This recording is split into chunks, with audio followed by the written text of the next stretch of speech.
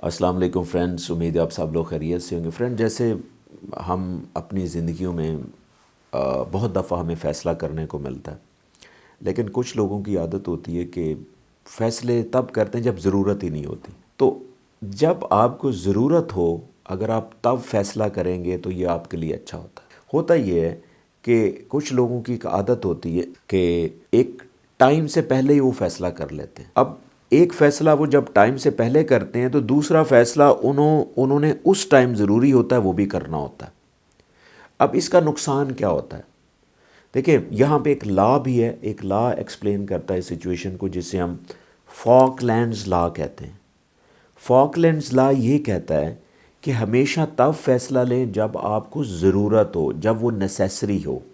होता क्या है, इसके पीछे साइंस क्या है? जब भी आपको फ़ैसला लेते हैं, फ़ैसला साजी के अंदर आपकी एनर्जी एक एनर्जी जो है वो आपकी वेस्ट होती है। एनर्जी चाहिए होती है आपको फ़ैसला साजी करने के लिए। फ़र्ज़ करें आपने एक फ़ैसला अभी किया है जो अभी ज़रूरी नहीं था, और 5 मिनट के बाद आपने एक और फ़ैसला भी किया, वो भी ज़रूरी नहीं था। अब आपने 2 डिसीजन अभी ले लिए जो ज़रूरी नहीं थे। इससे हुआ क्या है? इससे आपकी एनर्जी वेस्ट हुई है। जब आपकी एनर्जी वेस्ट होती है तो आपका दिमाग बर्डनाइज होता है, ओवर बर्डन होता है। जब आपका दिमाग ओवर बर्डन होता है, अब फ़र्ज़ करें 2 डिसीजन के बाद आपने अभी वो डिसीजन लेना है जो अभी ज़रूरी था। अब मैं आपको बताता चलूँ, उस तीसरा जो डिसीजन जो अभी ज़रूरी था, उस डिसीजन के लिए आपके पास प्रॉपर एनर्जी नहीं है। जब प्रॉपर एनर्जी ना होते हुए आपको डिसीजन करेंगे तो वो ठीक नहीं होगा। Very common sense please. तो इसीलिए अपने डिसीजंस को प्रायोरिटाइज करें कि अगर आपको एक डिसीजन अभी लेना है तो उसी के ऊपर फोकस करें, तो आपका डिसीजन बहुत अच्छा होगा। मैं आपको कई मिसालों से एक्सप्लेन भी कर सकता हूँ। फॉर एग्जांपल, आप शॉपिंग करने जाते हैं, आपने शॉपिंग के दौरान पहली चीज़ वो ले ली जो प्लान्ड ही नहीं थी, आपने वो ले ली, उसके ऊपर आपने अच्छा दिमाग यूज़ किया, आपने वो, हाँ, अब आपने बड़ी अच्छी चीज़ ले ली। अब दूसरी भी वो चीज़ थी जो अभी ज़रूरी नहीं थी, आपने ले ली। अब ये 2 चीज़ें डिसाइड करते हुए आपका ब्रेन ओवर बर्डनाइज हो चुका है। अब आपने वो चीज़ लेनी जो आपके लिए इंतहाई ज़रूरी थी।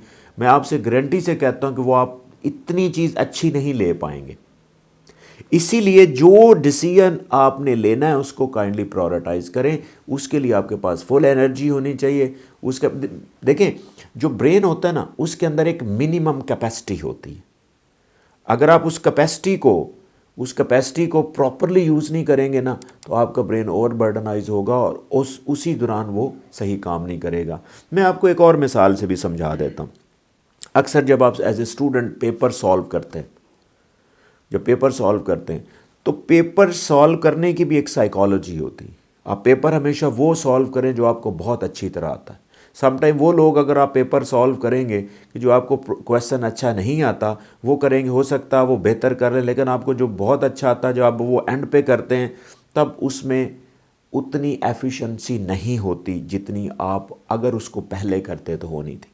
क्योंकि आपने वो क्वेश्चन पहले कर लिए जो पहले ही नहीं आता, एक प्रॉपर भी नहीं आता, तो होगा उसका क्या कि वो तो पहले ही नहीं आता आपको। लेकिन आप एक अच्छा क्वेश्चन जो आपको अच्छा आता था वो आप एंड पे लेके जाने से उससे फ़र्क पड़ेगा। तो इसीलिए भाई, फ़ैसला हमेशा वो करें जो ज़रूरी हो, जिस टाइम पे वो फ़ैसला हो उसको। हाँ, आप समझते हैं कि आपने कोई प्लानिंग बहुत से पहले करनी है, वो एक अलग सिनेरियो, लेकिन आपने उसका मार्जिन रख के करना है कि क्या आज आपने कितने डिसीजन किए। आप ये भी कर सकते हैं कि आप दिन में, अगर स्पेशली आप एग्जेक्टिव लेवल पे हैं या आप डेली बहुत सारे डिसीजन करते हैं, तो आप कोशिश करें कि कुछ डिवाइड कर लें कि एक दिन में आपने इतने ही डिसीजन करने।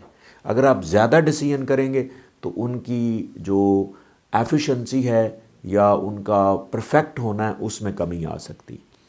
उम्मीद है कि आपको कॉन्सेप्ट अच्छा लगा होगा, but still if you have any question please write me in the comment section and definitely have an answer. Thank you.